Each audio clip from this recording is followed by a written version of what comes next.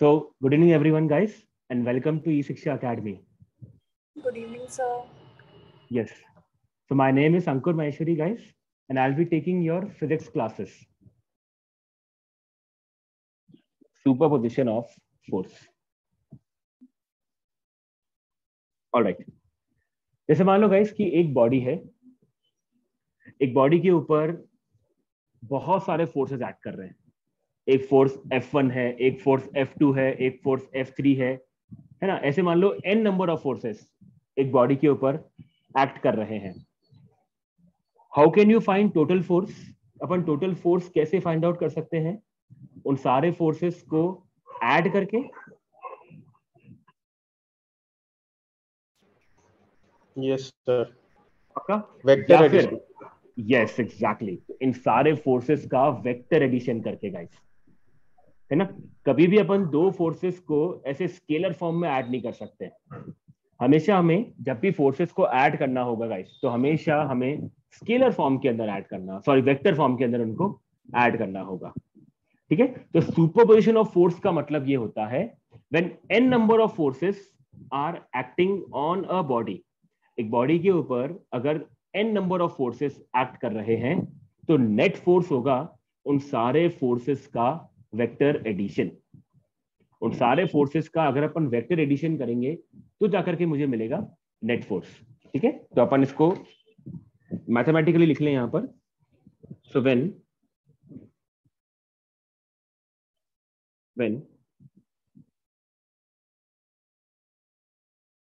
n forces acting on an object, yes, when n forces acting on an object, then okay, तो then अगर मुझे लिखना है guys net force, तो net force क्या हो जाएगा? सारे के सारे फोर्सेस का वेक्टर एडिशन, यानी कि F1 vector plus F2 vector plus F3 vector, कहां तक? Fn तक. ठीक है, because n number of forces है ना, तो Fn तक. ठीक है. तो इस तरह से गाइस अपन नेट फोर्स फाइंड आउट कर सकते हैं किसी भी बॉडी के ऊपर.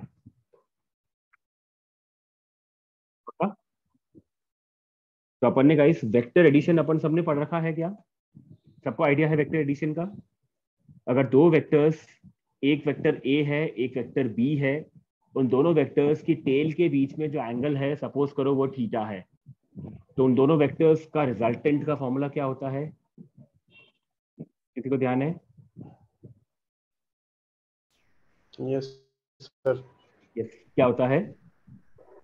Sir F1 square plus F2 square plus yes yes, 2 F1 F2 cos theta. Cos theta. Perfect है, बिल्कुल परफेक्ट है ना. तो आई होप सभी लोगों को ये ध्यान होगा अच्छी तरीके से. एक वेक्टर ए है, एक वेक्टर बी है, और उनके बीच में एंगल अगर थीटा है. ठीक है, मैं आपको एक बार आपस से रिवाइज रहता हूँ उसको, अगर आपको ध्यान आ जाएगा वैसे. और सपोज ये एक वेक्टर ए है, सपोज ये दूसरा वेक्टर बी है, और इनके बीच में एंगल अगर थीटा है, तो हम जब रिजल्टेंट निकालते हैं तो अपन कैसे निकालते हैं? Under root of a square plus b square plus 2ab cos theta. I hope सबको ध्यान आ गया ये. Yes sir. ठीक है. तो इस तरह से अगर अपन को दो फोर्सेस दे दिए जाए तो अपन नेट फोर्स फाइंड आउट कर सकते हैं. नेट फोर्स का मतलब ये होगा उसका रिजल्टेंट क्या होगा. ठीक है. जैसे देखो फॉर एग्जांपल एक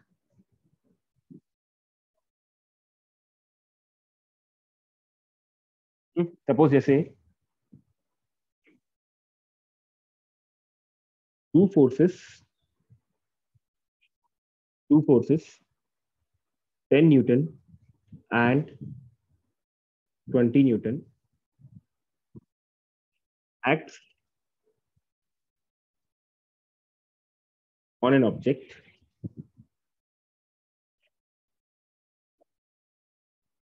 making an angle of 37 degree. ठीक है, दो फोर्सेस हैं, एक की वैल्यू 10 न्यूटन है, एक की वैल्यू 20 न्यूटन है, दोनों ऑब्जेक्ट पे लग रहे हैं गाइस, और दोनों फोर्सेस के बीच का एंगल है 37 degree. Full stop. Find net force on an object. ठीक है, मुझे निकालना है कि बॉडी पे नेट फोर्स कितना लग रहा है। ठीक है, तो आपके पास दो फोर्सेस हैं गाइस, एक है 10 न्यूटन, एक है 20 न्यूटन, उनके बीच का आपको एंगल भी दे रखा है 37 डिग्री। ठीक है, तो मुझे नेट फोर्स निकालना रहेगा गाइस। अप्लाई करें फॉर्मूला यहाँ पर, तो एफ नेट इक्वल्स, गाइस किस तरीके से अप्लाई करें फॉर्मूला को बताएगा मेरे को इक्वेशन बोल करके, अंडर रूट में कैसे आएगा ये। 10 square yes plus plus 20 square yes plus plus 2 into 10 into 10 20 into 20 20 into cos cos into 37 cos degree. 37 37। ठीक है, ऑलराइट, तो उसको अपन रीअरेंज करते हैं अब। तो 10 का स्क्वायर प्लस 20 का स्क्वायर, 10 का स्क्वायर और 20 का स्क्वायर मिलाकर के हो जाएगा 500। ठीक है, प्लस 2 इंटू 10, 20, 20 इंटू 20, 400। ठीक है, and guys what is cos 37, किसको ध्यान है? 4 by 5 4 by yes 5 very good, it is 4/5। तो 5 से कैंसिल हो जाएगा 80। ठीक है, तो 80 इंटू 4 कितना हो जाएगा? 320। 320 plus 500, it becomes under root of 820। देखो आई होप सभी लोग यहाँ तक पहुंच गए क्या? Diya, Shivani, Amit, Akash? Yes sir. Yes. ठीक है, Yes, तो sir. अंडर रूट ऑफ 820 है ना। अगर आप अप्रोक्सीमेशन में देखो तो 27 का स्क्वायर कितना होता है? 729। ठीक है, और 28 का स्क्वायर हो जाता है आपका 764 आई गेस, 784। तो 28 से भी ज्यादा आएगा, इसका मतलब ये 29 और 28 से थोड़ा सा ज्यादा ज्यादा आएगा ये, या तो 28 पॉइंट समथिंग वी कैन लिख सकते हैं इसको, अप्रोक्सीमेटली 28.5 न्यूटन। अप्रोक्सीमेशन निकाला है अपन ने इसको। ठीक है, मेन चीज क्या है यहाँ पर गाइस? मेन चीज, ठीक है, आंसर्स तो अपन निकाल लेंगे कैलकुलेट करके। आई होप सभी को कॉन्सेप्ट क्लियर हुआ या ना, किस तरह से अपन को सॉल्व करना होता है। Yes, sir. ठीक है, ऑलराइट। देखो जैसे एक और example, two forces F1 vector equals 3i cap plus 2j cap Newton, and F2 vector I cap plus 3j cap Newton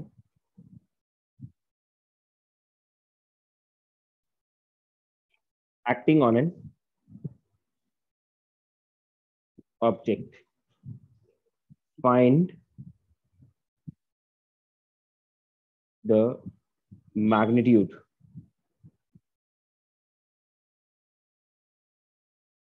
of net force. Net force कितना लग रहा है, मुझे उसका मैग्नीट्यूड फाइंड करना रहेगा गाइस। तो मुझे F1 पता है, F2 पता है, और मुझे नेट फोर्स निकालना रहेगा इसका। ठीक है, how should we approach this question guys?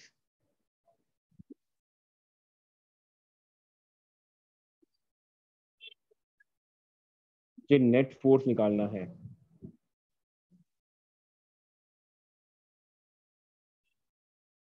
काश किस तरह से आगे मूव ऑन करें? sir vector वेक्टर एडिशन कर सकते हैं सर इसका। वेक्टर एडिशन करेंगे, बिल्कुल ठीक बात है। तो जब अपन वेक्टर एडिशन करते हैं अमित, तो अपन कैसे ऐड करते हैं? हम हमेशा सर आई कैप वाले सर कंपोनेंट्स को सेम, ऐड करते हैं। Yes, yes sir, same direction वाले को एक साथ ऐड कर लेते हैं। बिल्कुल ठीक बात है ना। तो यहाँ पे आई कैप वाले जो कंपोनेंट्स है वो कौन कौन है? F1 में कौन है? 3i। 3 आई कैप। और F2 में है आई कैप।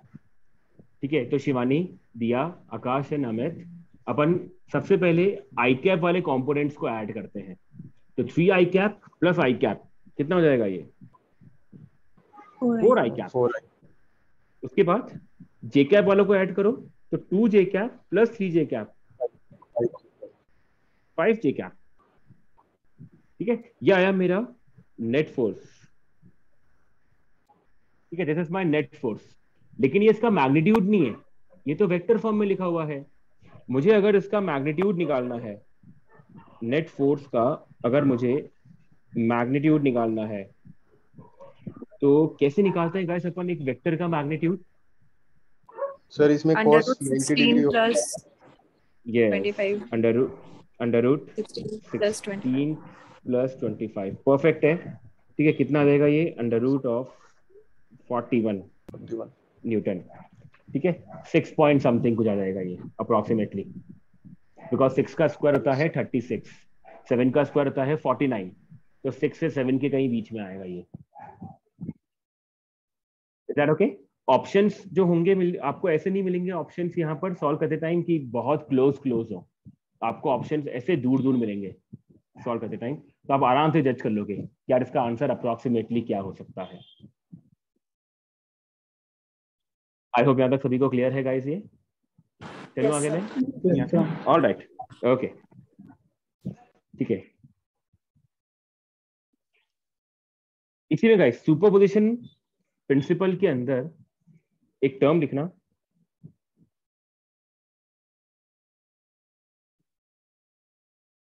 इक्विलिब्रियम।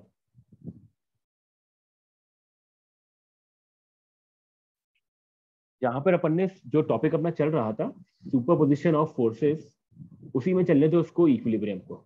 इसी का सब टॉपिक है ये, इक्विलिब्रियम। ओके गाइस, देखो इक्विलिब्रियम वर्ड का मतलब क्या होता है। इक्विलिब्रियम वर्ड का मतलब ये होता है कि मान लो कि एक बॉडी के ऊपर बहुत सारे फोर्सेस लग रहे हैं, एक बॉडी के ऊपर बहुत सारे फोर्सेस लग रहे हैं, लेकिन उन सारे फोर्सेस का वेक्टर एडिशन अगर अपन कर रहे हैं तो नेट फोर्स 0 आ रहा है। जैसे मान लो कि एक बॉडी पे लग रहा है 2 न्यूटन फोर्स राइट में, और उसी बॉडी पे लग रहा है 2 न्यूटन फोर्स लेफ्ट में, तो नेट फोर्स कितना आएगा उसके ऊपर? 0 आएगा। ठीक है, तो इक्विलिब्रियम क्या होता है, गौर से सुनना। इक्विलिब्रियम होता है जब किसी बॉडी के ऊपर नेट फोर्स 0 होता है। जब किसी बॉडी के ऊपर नेट फोर्स 0 होता है, इस कंडीशन को अपन कहते हैं क्या? इक्विलिब्रियम। पक्का? यस और नो? पक्का गाइस? ऑलराइट, तो अपन इसमें लिख लें इक्विलिब्रियम वर्ड का मतलब क्या होता है। तो अपन लिख लें when net force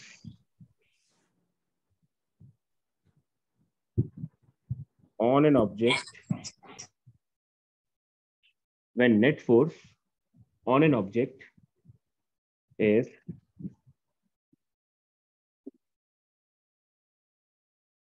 zero।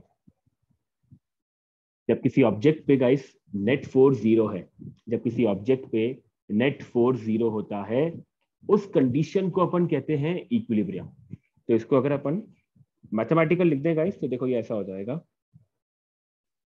F net equals 0।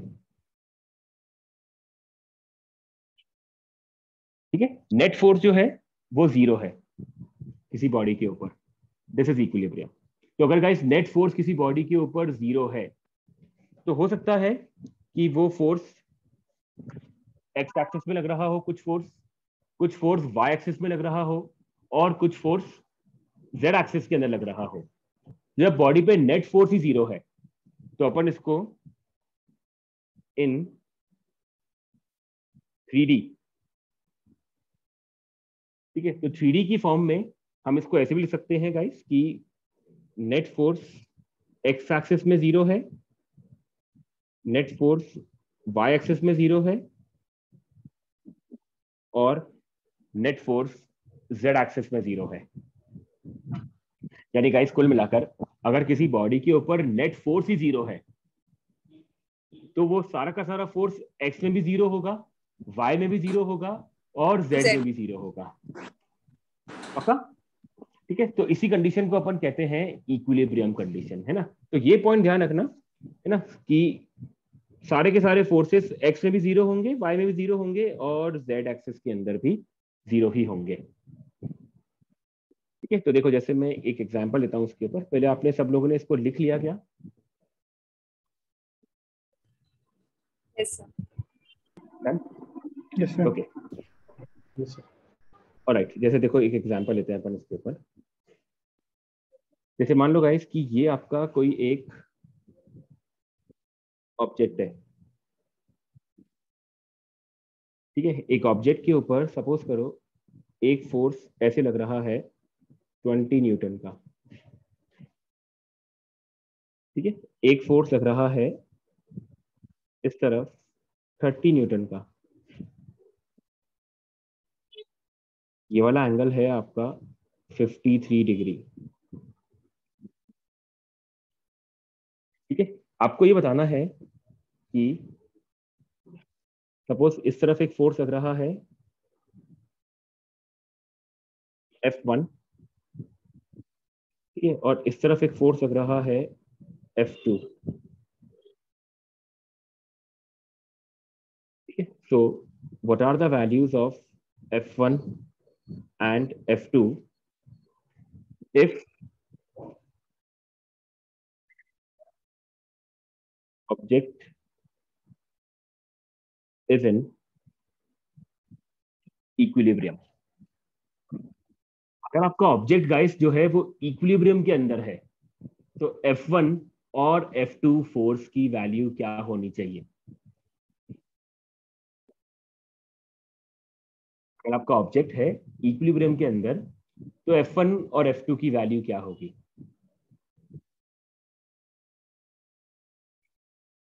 आराम से देखो इस चीज को। इधर लग रहा है 20 न्यूटन, और ये हॉरिजॉन्टल में लग रहा है 30 न्यूटन। 20 न्यूटन जो है वो हॉरिजॉन्टल के साथ बना रहा है 53 degree. So how can you find the values of F1 and F2?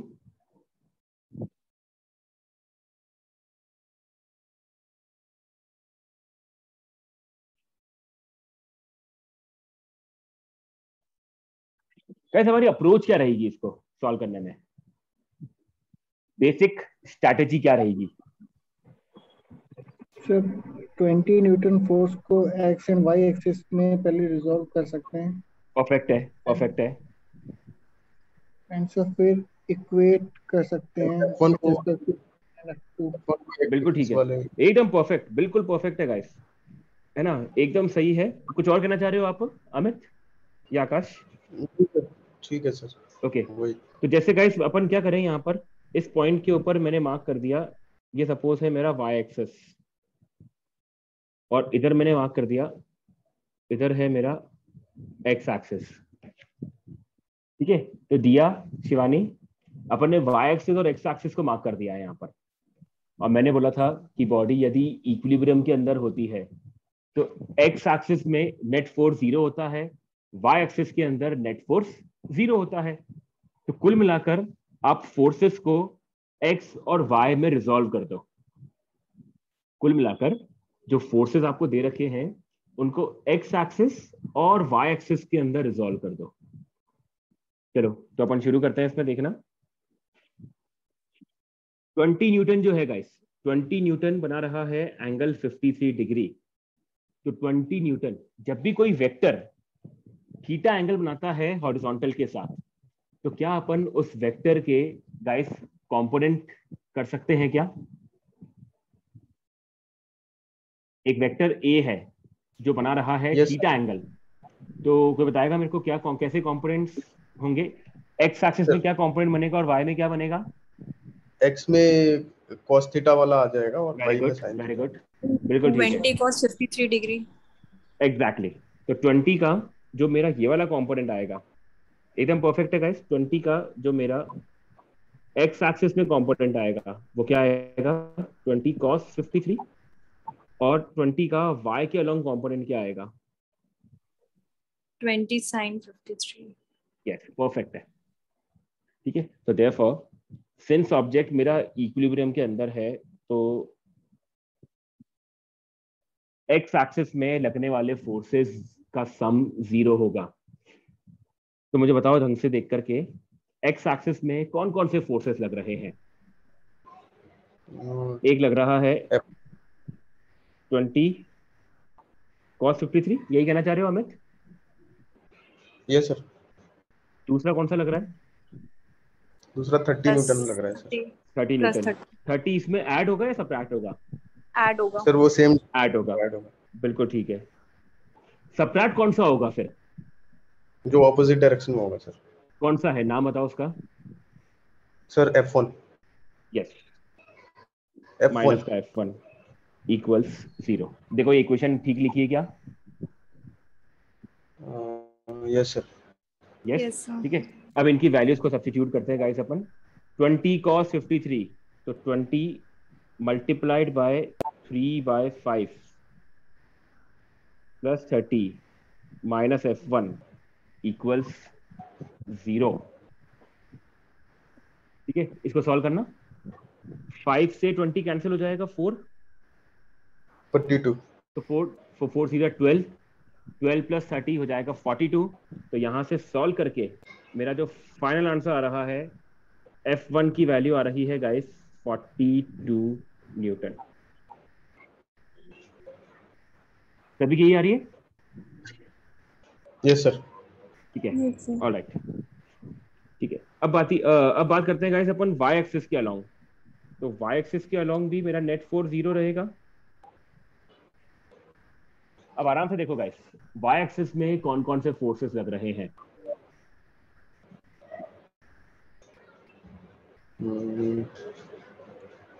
20 का sin 50 sin 53 यस, 20 का and साइन 53, और and F2 का लग रहा है?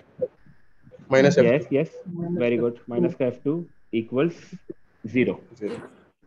ठीक है, परफेक्ट है। तो यहां से देखो F2 कितना आ जाएगा मेरा? 20 का साइन 53 यानी कि 20 इंटू 4/5। ठीक है, कितना हो गया? F2 मेरा सॉल्व करके हो गया 16 न्यूटन। ठीक है, तो बस इस तरीके से अपन को फोर्सेस को रिजॉल्व करना है एक्स और वाई में। अभी तो मैंने यहाँ पर केवल 2 फोर्सेस दिए हैं, 20 और 30 ना। ऐसे मान लो कि अगर आपको और भी फोर्सेस दे दिए जाएं तो कुछ ही नहीं है, सारे फोर्सेस को एक्स और वाई में रिजॉल्व करो। एक्स एक्सिस में नेट फोर्स 0 करना है, वाई एक्सिस के अंदर नेट फोर्स 0 करना है, यदि आपका ऑब्जेक्ट गाइस किस में हो? इक्विलिब्रियम कंडीशन के अंदर हो। अभी को क्लियर है, बात समझ में आ रही है? Yes sir. यस पक्का? ठीक है, ऑलराइट, आई होप सभी ने इसको नोट कर लिया होगा गाइस। Yes sir. ठीक है, ऑलराइट, तो देखो अपन आज के एक बार लेक्चर को कंप्लीट समराइज कर लें गाइस। तो अपन शुरू से देखते हैं। अपन ने सबसे पहले देखा था फोर्स क्या होता है, पुश और पुल, जो किसी बॉडी के स्टेट को चेंज करता है या फिर बॉडी में लाता है डिफॉर्मेशन। फोर्स दो टाइप के होते हैं, कॉन्टैक्ट फोर्स और दूसरा नॉन कॉन्टैक्ट फोर्स। दो बॉडीज में फिजिकल इंटरैक्शन है, कॉन्टैक्ट फोर्स। दोनों बॉडीज के बीच में फिजिकल इंटरैक्शन नहीं है लेकिन फिर भी फोर्स है, तो उनके उनके बीच का कौन सा फोर्स बोलेंगे अपन? Non contact force. ठीक है, फिर अपन ने देखा गाइस उसके बाद सुपरपोजिशन ऑफ फोर्स, यानी कि एक ऑब्जेक्ट के ऊपर अगर n नंबर ऑफ फोर्सेस लग रहे हैं तो नेट फोर्स कितना हो जाएगा? उन सारे फोर्सेस का वेक्टर एडिशन। ठीक है, और फिर लास्ट में गाइस अपन ने एक कॉन्सेप्ट देखा, इक्विलिब्रियम। तो इक्विलिब्रियम क्या होता है? इक्विलिब्रियम होता है जब किसी बॉडी के ऊपर नेट फोर्स 0 हो, तो हम कहते हैं कि वो बॉडी किस में है, इक्विलिब्रियम के अंदर है। ठीक है, तो नेट फोर्स 0 का मतलब ये है कि नेट फोर्स एक्स एक्सिस में 0 हो, वाई एक्सिस में 0 हो और जेड एक्सिस के अंदर 0 हो। ठीक है, तो F X 0, F Y 0, F Z 0। पक्का? ठीक है, तो गाइस एक बार अच्छे से पूरे लेक्चर को ओवरव्यू कर लो। कोई भी क्वेरी किसी की, कोई भी doubt? Amit, Aakash, Diya, Shivani? No sir. No sir, no. Perfect है सभी को? ठीक है, Yes. ऑलराइट। तो गाइस ये जो नोट्स की जो मैंने पीडीएफ बनाई है, ये जो मैं अपन लिख रहे हैं पूरा, ये मैं आप लोगों को सेंड कर दूंगा। ठीक है, तो आपके पोर्टल के ऊपर ये अपलोड कर देंगे पूरा। तो आप कुछ भी अगर पार्ट आपका छूट गया है, कुछ पार्ट अगर आप वापस से नोट करना चाह रहे हो, तो आप इस पीडीएफ से नोट करते जाना। ठीक है, और जब अपन नेक्स्ट क्लास हो जाएगी अपनी, नेक्स्ट क्लास के बाद मैं आप लोगों के एक असाइनमेंट पोस्ट करूंगा जितना भी अपन ने पढ़ा है उससे रिलेटेड। तो न्यूमेरिकल्स को आप जरूर से ट्राई करना, तो अपन उसको फिर नेक्स्ट वाली क्लास में डिस्कस करेंगे फिर। परफेक्ट सभी को? ठीक है, ऑल राइट, ओके गाइस, ठीक है, थैंक यू, गुड नाइट।